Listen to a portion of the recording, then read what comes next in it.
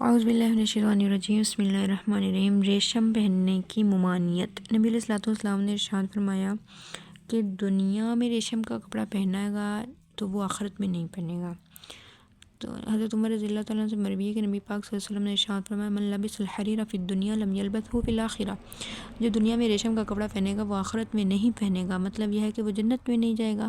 جنت میں ریشم پہنایا جاتا ہے۔ جو شخص جنت میں ریشم سے محروم ہے تو گویا کہ وہ جنت سے محروم ہے۔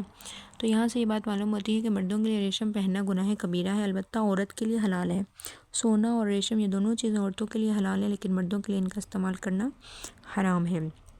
ریشمی کپڑے کا حکم کیا ہے؟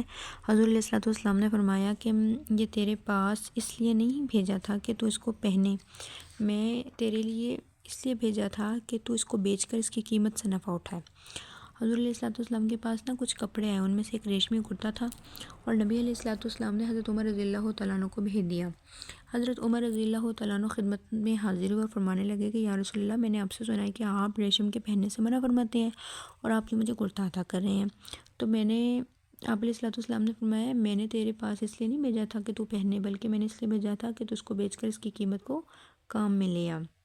حضور علیہ الصلوۃ والسلام نے ایک ریشمی کپڑا ان کے پاس بھیج دیا، اور حضور علیہ الصلوۃ والسلام کا عطیہ ہے پہن کر نبی علیہ الصلوۃ والسلام کی خدمت میں حاضر ہے۔ تو آپ علیہ الصلوۃ والسلام ناراض ہو گئے اور کہا کہ کیوں پہنا؟ انہوں نے فرمایا یا رسول اللہ، آپ ہی نے تو بھیجا۔ فرمایا میں نے اس لیے نہیں بھیجا تھا کہ تم پہن لو، بلکہ میں نے اس لیے بھیجا تھا کہ اس کو پھاڑ کر عورت کا کوئی دوپٹہ بنا دو۔ مطلب اگر کوئی چیز ہے تو اس کو ضائع نہیں کرنا، بلکہ اس کو کیا کرنا ہے، استعمال میں لے آؤ۔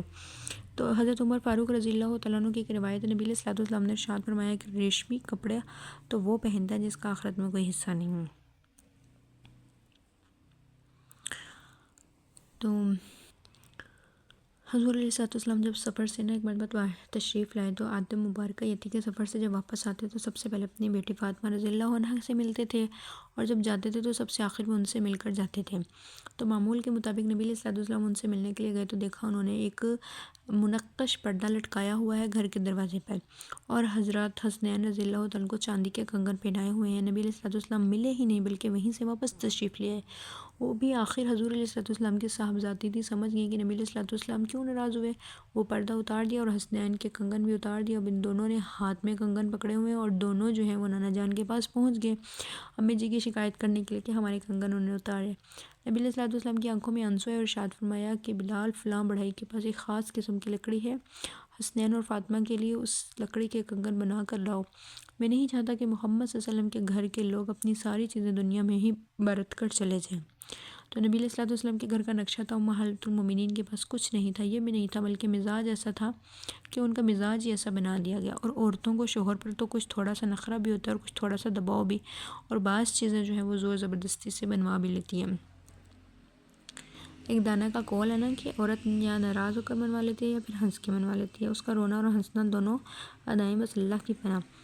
تو امہات المومنین سے کہہ دیا تھا کہ اگر تمہیں دنیا کی زیب و زینت چاہتی ہو تو آؤ، میں تمہیں کچھ دے کر رخصت کر دوں، اور اگر تمہیں صرف اللہ اور اس کا رسول اور آخرت کا گھر چاہیے تو دنیا کا مطالبہ بھی تمہارا نہیں ہے، تو پھر اللہ تعالیٰ نے تمہارے لیے بہت کچھ تیار کر رکھا ہے۔